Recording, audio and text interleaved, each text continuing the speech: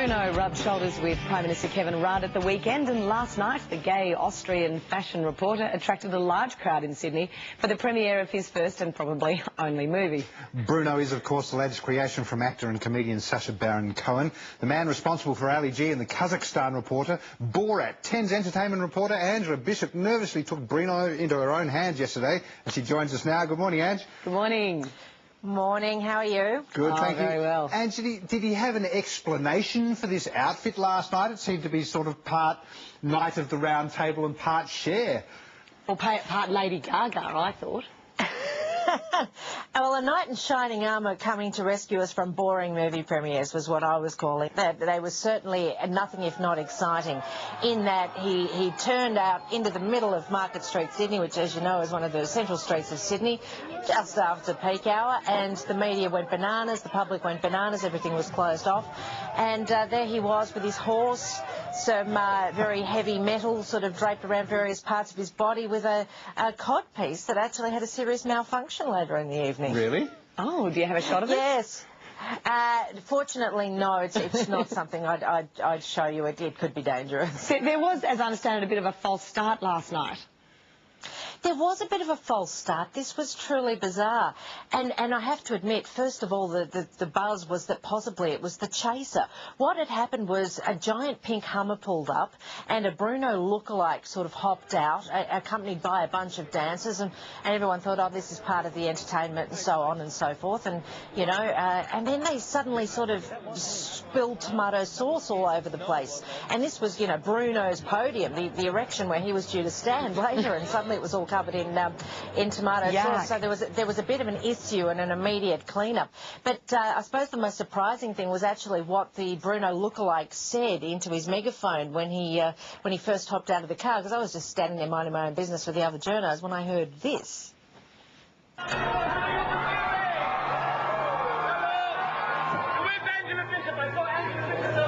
She gave me this massive horn. And here's my hot chick. This year's hottest chicks are covered in peri-peri. But with the... he's got his man hands all over me. Oh, dear. Let's go, guys. Get him off. Oh. A little something I didn't need to hear while I was hard at work, yes. Exactly. Well, what's the story behind that, Ange? I mean... It's... Sorry, go on. It was a bunch of people flogging Nando's, believe it or not. They've even put out a media release this morning explaining that they've watched the way Bruno works, and he pulls stunts on people, and so they'd watched all his premieres around the world, couldn't believe that nobody had thought about it sooner, and decided to pull their own stunt at his premiere and garner whatever publicity they could out of it. And there you go, we've just given them some. Absolutely. And you know what? More credit to them. Very clever move, wasn't it? Exactly, exactly. And your involvement in all of that, Ange? I was none. I was just an innocent bystander wondering why the hell my name was coming over a loudspeaker at that particular time. But there you have it. All right, let's let's move on. You also had a rather intimate chat with Bruno yesterday, I hear. Yes, went to his hotel room. It was interesting. He'd had a bit of a media call earlier in the day where he debuted another outfit, and we've all been fascinated by what he's going to wear. So the first thing he turned up in earlier yesterday was a wonderful little school uniform outfit, and I'd love you to have a look at this. Inspired, we think, by Angus Young from AC/DC, you know, a little bit school uniform, a little bit cheeky. He's probably in a bit of better body shape than Angus is just at the moment. But yeah, you remember we were talking last week about his lack of hair, his lack of body hair, and how his very close friend Sacha Baron Cohen, who once played Borat, was quite an hirsute man, and Bruno, on the other hand, has not a follicle to be seen. And when you see him up close, he's very, very, very smooth, I must say. So, and it turns out that waxing is his depilatory method of choice. But look, when he first arrived at that media conference, he had a very nice excuse for being fashionably late. Here we go. I know you've been waiting a long time. I just want to apologise. So the reason I'm late is I just had breakfast in bed with Kevin Rudd. I have to ask you an Australian fashion question. It's very important. Who gets it right, Kylie or Danny? Kylie, she's like a Barbie doll that's been shrunk a little bit. Whereas Danny is like a Kylie doll that's been left by the radiator for too long. Oh, he's got all the lines, hasn't he? Yeah. So He does indeed. what was he like to interview?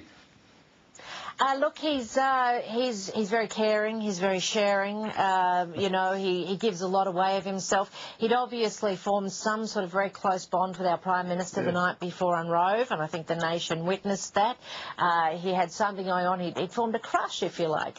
And everywhere I met him yesterday, whether it was at the media conference, whether it was in his hotel room, or whether it was later last night, he really could not stop talking about the Prime Minister, Kevin Rudd. Going so far as to suggest they were again going to catch up later, and that Kevin was going to pick him up on his motorbike, not his ute. I thought his ute might have been nice, to take him out on a yacht for a look around the harbour to see some private coves. Oh, all right, heaven forbid. All right, well, let's talk about the movie then. What did you think? Is it a winner? Look, as long as you're prepared to be shocked, offended, and have some really outrageous laughs and squirm in your seat more than a few times, you're going to love it. You know, think back to your Borat experience. Was that something you can cope with again? Oh, David struggled with that one, didn't you? Oh, he makes me feel so uncomfortable. Well, there's a lot more of that, and dare I say, David, a lot more of that in this one, I've got to say, particularly from possibly your viewpoint, a bloke's viewpoint. But look, some things you thought you'd never see. Probably didn't particularly want to, but you're going to, and you're going to learn about them.